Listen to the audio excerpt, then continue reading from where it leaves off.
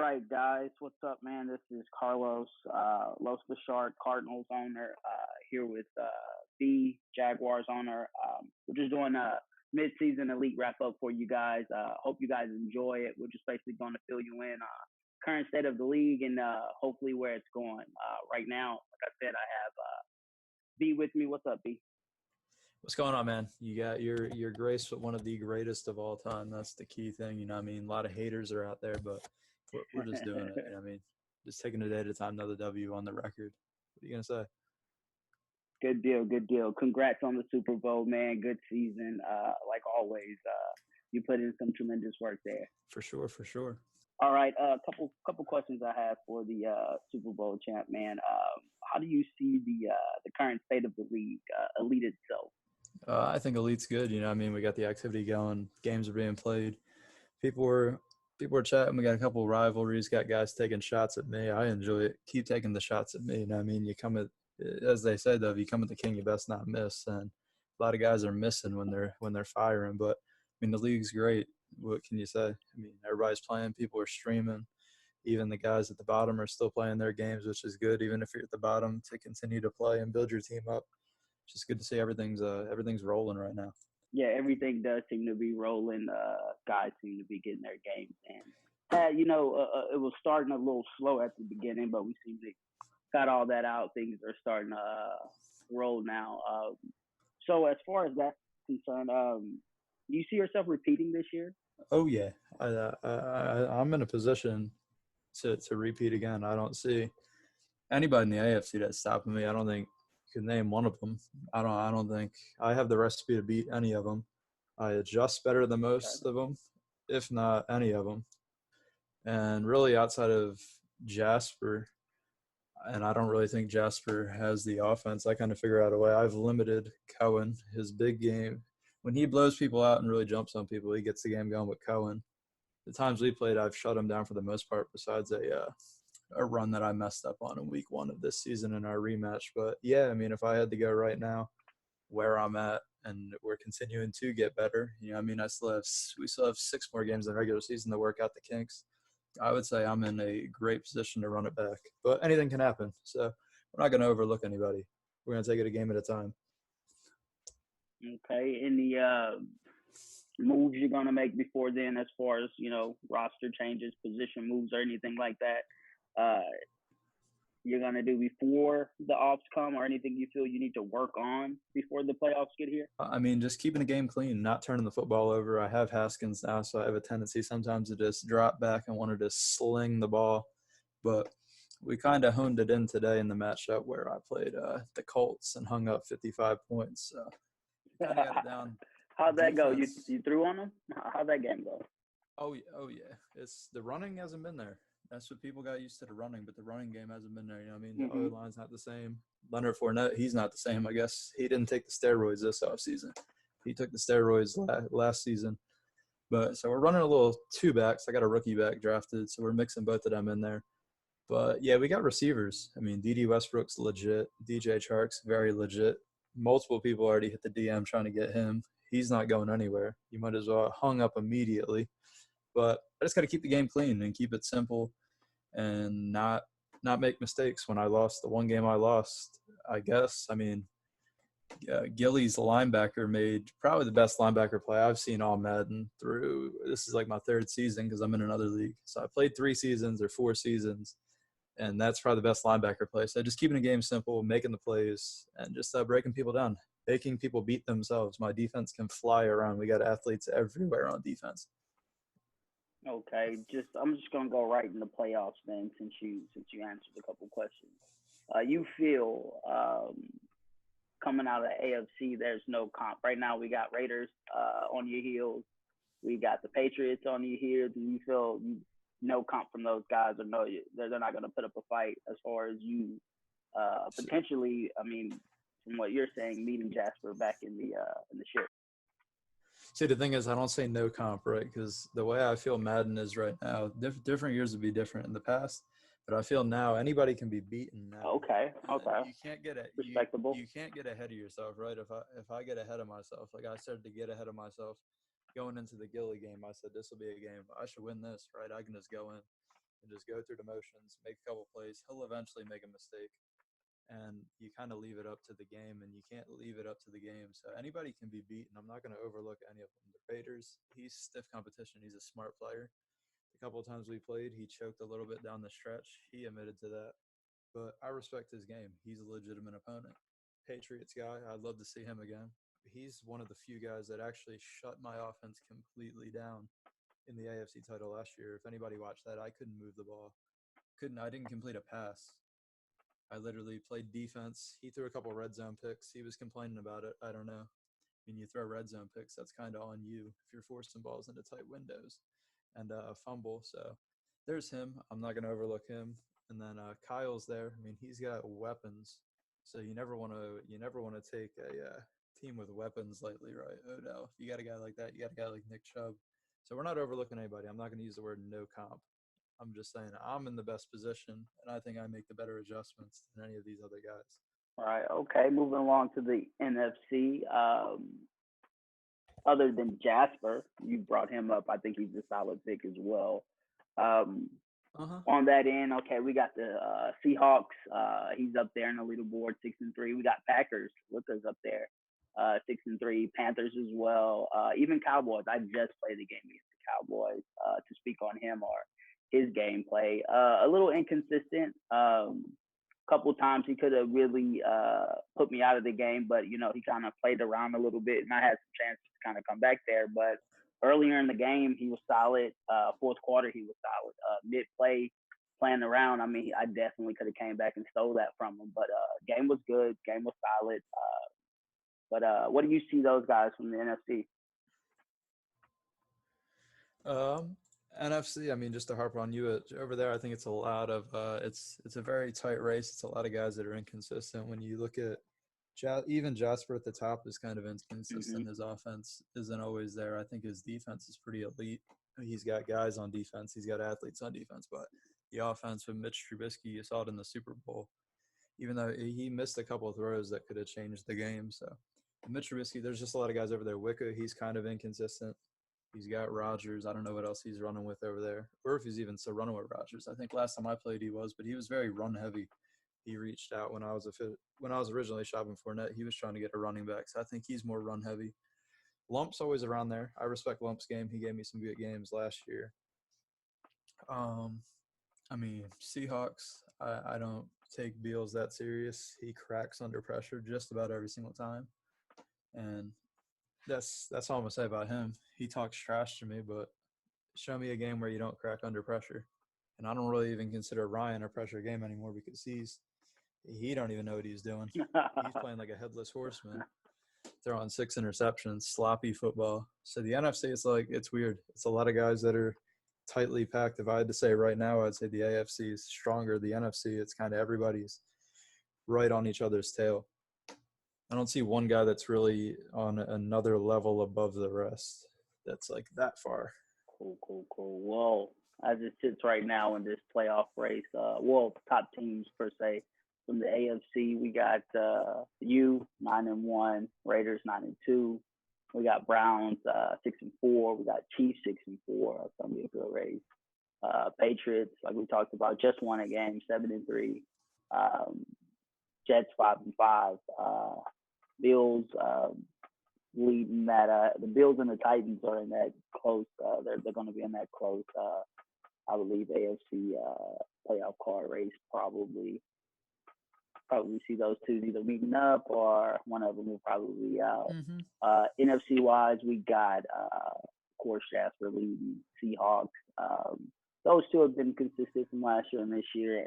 Pretty much at the top. So that's definitely consistency from their part, but a little inconsistency within their conference. But Packers 6-3, Panthers 6-3, Cowboys 6-4. Do you think this Madden could be one of Wicca's years breaking back through to the top of the gameplay? Tippy top, like Super Bowl guy, I can't really comment on that. I didn't really see it when I played him. I thought if he couldn't run the ball, he was kind of shot. But, I mean, he's definitely good enough to be there in the NFC. I think he could be up at the top. I mean, the standings speak for itself. He could be up there at the top of the NFC. I don't know how he's fared against Jasper. I haven't seen them two. I don't know how they fared head to head. But I mean, he could certainly be in the mix. That's really what the NFC is about right now. Is a lot of guys in the mix. Okay, power ranking wise. Okay, at the top, of course, we have the Super Bowl champion, Wicker coming in at second. The Bears. We got newcomer Raiders. We got Seahawks, Packers, Browns, Panthers, Chiefs, Patriots, and Cowboys to round off the top 10. As far as current stats are concerned, you want to run those down for us? As far as top guys who you probably see taking the MVP, probably running back of the year. Let's see what bums are getting some awards. Right now, it's the MVP leading the MVP race, the bum Cohen. And so obviously Jasper knows how to use him. I believe he's also leading the league in rushing touchdowns, I want to say. He's also has a ton of carries too. So he's really working Cohen. Cohen's kind of glitchy too. That's the big thing I noticed. He hits you with the super jukes, and you got to watch out for that. Definitely don't go for hit six. You're going for hit six against Cohen, you're messing up because you're not going to touch him. He's very useful out of the backfield as well. Yeah, he's an interesting option. I mean, I'd love to have a running back like that on my squad. The guy that I could swing the ball to out of the backfield, and he's fast, and I can get him out in space. He's certainly a weapon. He's leading the league in rushing. He actually has 1,200 yards now. 160 carries, 1,200 yards, 12 TDs. That's just rushing. Darius Jackson right behind him, and Todd Gurley. Those are they're the only three with 1,000. So Jasper has both Cohen and Mack. Yeah, he's got Cohen. He's got on the MVP list. That's nice. Right, it must be nice. I don't know how he's using him in the receiving game. I don't see him on. He's not really used in the receiving game at all. But I mean, it's very interesting that our Super Bowl champion doesn't have anyone on this list. Nah, we don't need anybody on the list. It's been a different type of year for me. That's not how it is in Jacksonville. We're not focused on stats, right? Last season we were focused on pounding a rock and getting the stats up. I mean, Fournette's there, but I've been using the rookie back too. We've been mixing the two in. So, and as I said, I've been throwing the rock more. So we've been looking for some more opportunities to pass it. That way these guys can't sit on the run. But I mean, some other top passers, you go in. Speaking of the Raiders, he's still leading the league in passing. He's got 2,800 yards with Derek Carr, 20 touchdowns, 25 picks. He's going to want to clear that up. I mean, you don't want to I don't think you exactly want to be in the negative going into the postseason. You definitely don't want to turn the ball over in the playoffs or against somebody like myself. If you turn the ball over against me, I'm probably going to convert it into points. Tom Brady not far behind, 2,700 yards. He's got 28 touchdowns, 31 picks as well. Another guy, positive record, 7-3. But he's 28 touchdowns, 31 picks. He's got a negative ratio as well. Not exactly what you're looking to see going into the playoff stretch if you're going to end up throwing 40 or 50 interceptions. Definitely not the same Brady as last year. Yeah, it's a little inconsistent from last year. Like we mentioned last time, super steamed last year at the beginning. Had that one end-of-year loss. Since then, came into the playoffs a little shaky. Had a great game against you, though. It didn't work out for him. Was close. Now, this year, I thought, again, he'd be definitely leading the AFC this year, giving Jasper a little bit of run for your money this year. But, yeah, he took some L's. Definitely on par with the rest of the AFC. I mean, not a bad record, but I definitely thought he would do well. I didn't see 3 losses to this point in the season. Yeah, it's tough to consistently. I don't know. There's not many guys that can consistently do it like I do it. I don't know. I mean, I want to see. Let me go check who he's lost to. He's lost to the Browns. So Kyle beat him. That's a good W for Kyle. He's lost to the Chiefs, another playoff guy. Then he also lost another close one to the Raiders. So those are the things I look at, right? You can beat up on the lower guys. You can beat up on the Vikings. You can beat up on the Dolphins. You can beat up on all these lower guys. But how are you faring when you actually play the guys that you're going to have to beat at the end of the line? So he's turning the ball over a little too much. We'll see how it goes, though. And now our boy Cam has Patrick Mahomes, huh? Yeah, that was a bold trade, but I think he picked up a big W his first game when he got Patty Mahomes. But if I pull up the game logs, seems to be reverting back to the old use. No touchdowns, 5 picks. You hate to see it. He's still up there in the passing leaders, but to be honest, I think Cam's like 3-7 now, or he might even be worse than that. So Patrick Mahomes not there. And then you got round out the top 5 of the quarterbacks, Jameis Winston. He's got 2,200 yards, but when you throw 18 touchdowns and you throw 42 interceptions, only completing 47% of your passes, that's the $170 million man right there. Ouch. Yeah, that's it's probably a guy you let walk. Yeah. But hey, we'll get to Cap later. No worries. Ron, and let's go to the rushers here, top 5 rushers. Top 5 rushers. I mean, obviously you got the big 3 with Cohen, Darius Jackson, and Gurley. Then you got McCaffrey in there at 971 yards. He's just below the 1,000 mark. And then you got David Johnson. That's your guy. Yeah, I'm horsing him this year. Really don't have a choice. You got some O-line? You got some O-line to block? Yeah, that's a big Kyler Murray trade that you did in year 1.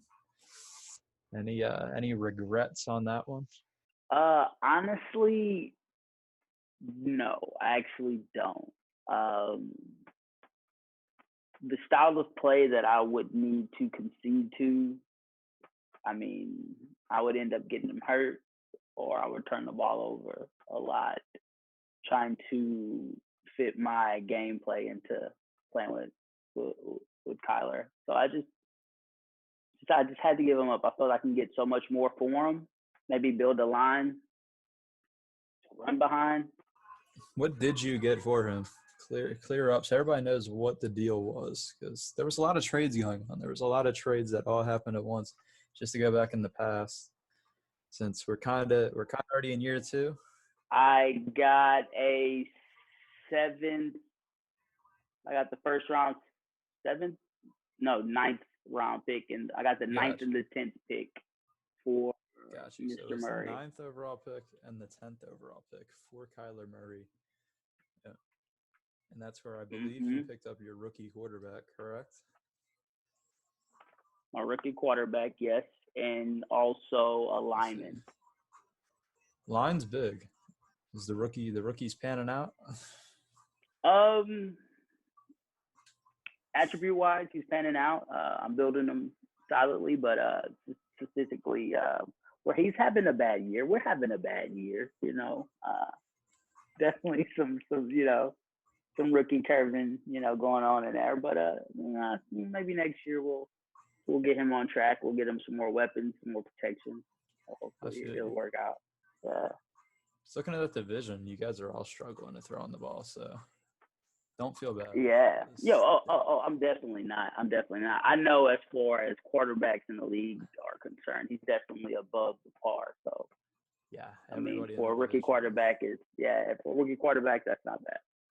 Everybody is struggling. Just to get back on the rushers, Ezekiel Elliott's the last guy. He's got 160 carries, 910 yards, 5.6 yards a carry. It's considerably, about a yard less than the other guys. He's with 90 yards a game. So it seems like the Cowboys is really running him a lot, but isn't really picking up many chunk plays,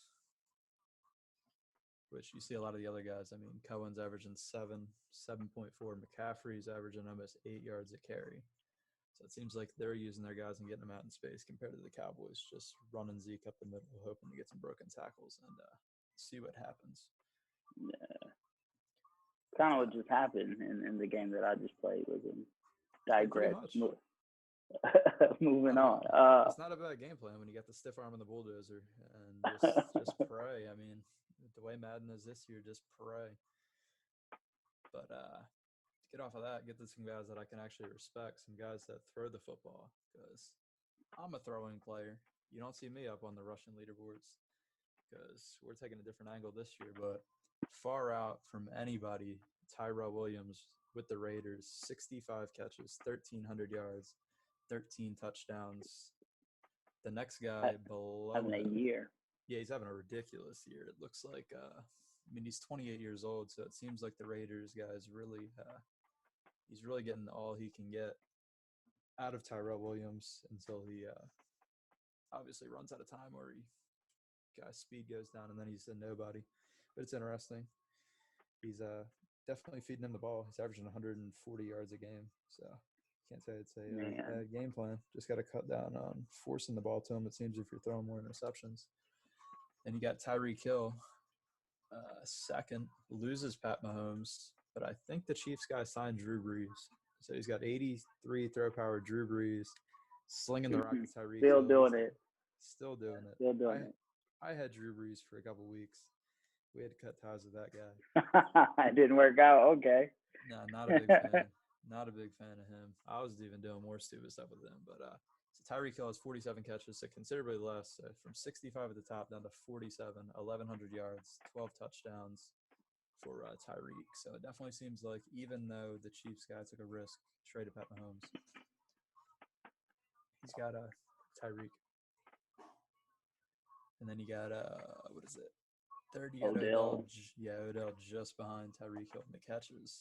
But he's got 1,000 yards, and he's leading the league in touchdowns. So, right, he's got those 16 touchdowns, leads and run after catch, too. So it seems like he's running him on some screen plays or some of those RPO stretch bubble plays and just hitting somebody with a juke and really getting into space, which isn't a bad option. I mean, Rack's not looking bad. Odell, if anybody's used Odell in this game, his traits are ridiculous. That juke move that he can hit and that speed boost he gets after he hits that juke move, it's almost unstoppable. If somebody goes for a hit stick or missteps, it's your shot in the foot. Lights out. Yeah. Then you got Mike Evans and N'Keal Harry rounding out the top five. So it seems like the Bucs guy continues to force the ball up to the 6'5" Mike Evans. Play a lot of jump ball. That probably is why the 42 picks are there. He's got 967 yards, 9 touchdowns. I mean, he's a good red zone target. I don't know if I'd be lobbing the ball up to him all day. Doesn't seem like an ideal game plan, but I can't tell people how to play. You know what I mean? If you need some tips, you can come into the office. Maybe I can teach you a few things, but it is what it is. And then N'Keal Harry's obviously turned into the to Rolls' top target. I think he was his top target last year, though, as well. At least he was in the playoff game. He would throw bombs up to him. He's got 40 catches, 946 yards, and 11 touchdowns. So he has him and Gordon. Not a bad combo. I'm pretty sure Gordon's not too far. Yeah, Gordon's not too far from him. Yeah, I see Gordon. 776 yards, 11 touchdowns. So he's got a pair of receivers with 11 touchdowns each. And he's got Brady for we don't know how long. I think Brady might retire after this year. We don't know. But, I mean, he's got the passing attack. It's just, can you not turn the ball over? That's really it's going to be big in the playoffs. Yeah, it's big in all games. But, yeah, for sure. What else we got? Let's move on to defense. Defense, old boy Jalen Smith. Of course. Old boy Jalen Smith in the middle. He's a beast. I guess he's a beast. I haven't played against him in this game, but he's surely fast. Yeah, he caught a pick on me that was pretty significant. Had he had my tight end going down the seam route. Had him beat Ebron. That's spectacular catch guy. End zone. That's TD all day. He ran him down, then took the ball from him in the end zone. It was terrible. Fast guy. Really fast guy. What is his speed on here? Like 91, 92? Where's it at this year? Jalen Smith's 88 speed. 88. It's fast enough. I mean, to be honest, the way linebackers play this year, you're not really like leaping up in the air like you could in the past. So he's definitely fast enough to close the gap on some of those inside zone plays, and he's definitely fast enough to get to the outside on anybody that tries to stretch run. The Cowboys have him and Van Der Esch. They can both fly to the ball. And couldn't get the pass game going against those guys for anything. I did gash him for like 270 though on the ground, but other than that, in the air, I couldn't do anything. Yeah, those linebackers are wicked. Then you got Deron Lee, I want to say. from the Chiefs. He's number 2, 58 tackles on the season. No sacks, though. 7 tackles for a loss. So he seems to be the big guy in the middle for the Chiefs. I don't remember if the Chiefs users him, but he's another 88 speed guy. So you see a lot. The big thing is to get one of those middle linebackers that can move. You don't want to have a slow guy in the middle. You want to get one of those guys that can break down the run game, get to the running back quick, and blow up any of those runs up the middle. Of course, MJ. Oh yeah, at number Miles 3. that's the best middle linebacker on the game. I don't How care fast what is he this year? He's only 87 speed, but he's got 91 87? acceleration. Okay. Plus his Nice. abilities. He's got 57 tackles, but he's second in the league. Actually, I was gonna misspeak and say he's leading the league in tackles for a loss, but Blake Cashman, right outside linebacker for the Jets, has 52 tackles, 15 tackles for a loss, and 17 sacks. So we see that the Jets guys got a little cheddar going over there with Cashman. He's pretty fast, but Miles Jack's just blowing up plays in the backfield. He's very solid. Definitely, he was one of the reasons I took the team to begin with. Then you got Devin Busch just below, 56 tackles. I mean, it's another one of those fast linebackers. That's a trend that you see. Is either fast linebackers or you'll see guys move guys into the box that are a little bit slower to get them in the box for your nickel packages that can make a difference. Let's touch the sack leaders. Jasper's got Khalil Mack unleashed. 19 and a half sacks. It's not as high as I've seen in other leagues, though, with some of the sack numbers. I think we got 5 games to go. I've seen guys with, like, crazy sack numbers, but, I mean, he's leading the league. He's making an impact. You definitely got a game plan when you play Jasper that Khalil Mack's going to be there, and you want to keep him off your quarterback. Got Chubb coming in at second. He had 17. That's not bad. The outside linebacker position, too. Yeah, he's pretty quiet. Very quiet. You don't hear much out of him. I don't know where he's playing Bradley Chubb. It does say right outside linebacker, but is he lining him up on the line? And that's probably what I would do if I was. That's more of my scheme. I would line him up as a DN, but haven't really played him. But 17 and a half sacks. He's quiet. I don't know how he's doing on the season, but Bradley Chubb's sure doing good on the season. Got Blake Cashman coming in at third. The Jets. Yeah, it's kind of interesting that you normally see the X Factor guys, right? Khalil Mack, X Factor. Yeah. Marcus Lawrence, X Factor. Cameron Jordan, X Factor. Myles Garrett, X Factor. And then you see 2 guys in the middle that break up. Well, DeMarcus Lawrence is tied, but you see the 2 guys, Chubb and Cashman, in there. They're not X Factor players. And those users are still finding a way to make a difference without those other abilities and getting those extra sheds. Because I don't know if you've played anybody that's played against those X Factor linemen. Man, they're ridiculous. Myles Garrett's ridiculous. DeMarcus Lawrence ridiculous. Those guys really attack. But it's good to see that guys are finding a way to get guys that don't have those extra abilities to the quarterback and make a difference. Well, Bronco's case, I mean, he does have Von Miller on the other side as well. So, I mean, that does free up a lot of space. That's very true. Most people are going to game plan for it's tough to game plan for 2 of them.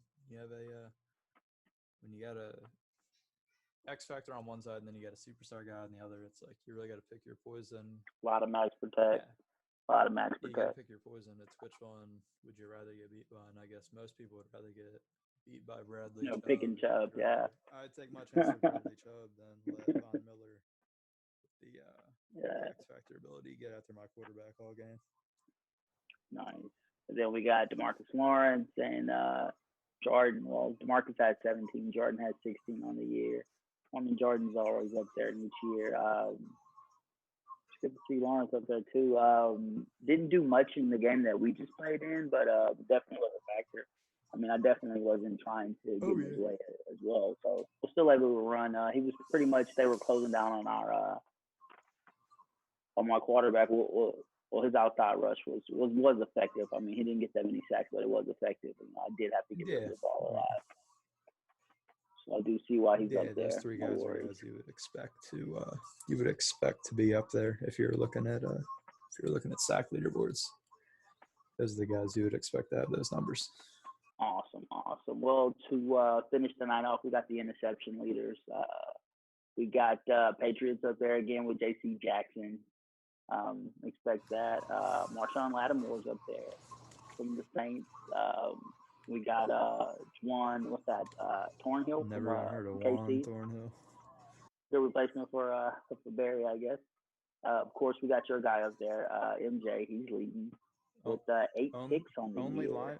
only Fourth linebacker as within the reason. linebacker. Yeah. Finishing off, I got my guy up there, Pat P. He's still doing this thing. He wants the money for next year. He wants to come back next year. I don't know what to do with that. Do I pay him? I'm trying to look around the years. I do have a nice little upcoming guy that I could use, but I could actually take the money that I'm paying Boye, give it to him, and maybe let Boye go. That's what I'm thinking. He's asking for a lot. 30 years old too. That's the interesting thing. I know they're gonna drop him. They're definitely gonna drop him in speed, but I mean he's only gonna drop to like a 90 What's speed. his speed right now? His speed is 90 on the dot. The thing is, he gets. I don't know. I guess it depends what he's asking for. Right. There's always options. You could fit a guy like that into your scheme, even if you got to put him at nickel. Like if I can have Pat Peterson as my nickel corner, I'm probably going to be happy. Yeah, true. But is Pat P worth that 14 mil for the nickel corner? That's how many the years? thing. He still wants to be paid like he's. No, he wants 1 year, one big whopping. I guess it comes 14. down to what type of cap situation you have, and what's the timeline on the team, right? Are you gonna drop that money into other players in free agency? Is it worth dropping that? Is there a piece in free agency? Because like I almost think I would take him for 1 year over dropping $70 million for 4 years on somebody else. I don't know. That's kind of how I built on another player. my roster. Yeah. Good way to look at it. Okay. No, I'll continue. I definitely wanted to move in that. I was going to ask for some guys in the league. What are some things you can think about and some moves that you can do to free up some cap space if you're looking, towards next year, or you're thinking about making some moves in free agencies? What are some things some guys can do to kind of free up some cap space and things like that? I mean, you were right on the bubble with it, so just continue with what you were speaking off. Yeah, no, it's just stuff like that. You got to think of what your timeline is. Is it worth dumping money into that? Like if you look at me, I moved off Boye. He was getting paid too much, and I only really pay one corner big bucks now in Jalen Ramsey. So it's like you don't want to load up too many. You don't need to load up on a bunch of guys at the same position, and then you can also look at guys that are 26-year-old guys, 27-year-old guys that you don't want to give that 4-year deal to, and try to move off of them, and just try to identify the positions that actually matter to the game. There's a lot of filler positions. Like I feel like you can toss in corners. I do it very often. I have one good one, and just toss in other guys that just find ways to make plays. You don't need to have 4 top-notch corners or 3 top-notch corners and then have a garbage O-line, not be able to get anything going, and then blame the O-line, but then really it's you because you dumped all this money into one position. So it's really you just got to watch how you're building your team. You don't want to there's few positions that are worth stocking up on, I'd say, in this game. And personally, I don't think corner is the way the game plays. As long as you can have guys that can keep up with other people's wide receivers, I think that is. And definitely just think about the deal that you're going to sign before pressing the button. I like to think two or 3 seasons in advance, what's my roster going to look like when I bring this guy in? Or if I bring this guy back, what's the team going to look like? What flexibility am I going to have down the road so I can make other options? You know what I mean? You kind of got to think smart. That's how you keep a dynasty going. You know what I mean? That's how you're always in the Super Bowl hunt. That's how you become one of the greats. We're all not born with that mindset, right? I mean, you got guys like Wiggles. He's not really born with that mindset. Guy talks. I see him down there 4 and 6. He's talking a lot, you know what I mean? And he's on the top of the talking leaderboards, but when it comes to picking up a joystick and on the playing leaderboards, he's not exactly there. So you got to just think, right? He traded Joey Bosa. I probably wouldn't have did that. X Factor pass rusher, I value that. That was big. I don't know. That was I really big. value that. I feel like you can do enough. I proved you can do enough with whatever quarterback that you get back there. With what I did with Nick Foles, he did enough to win win games. I don't know if you need the god tier quarterback.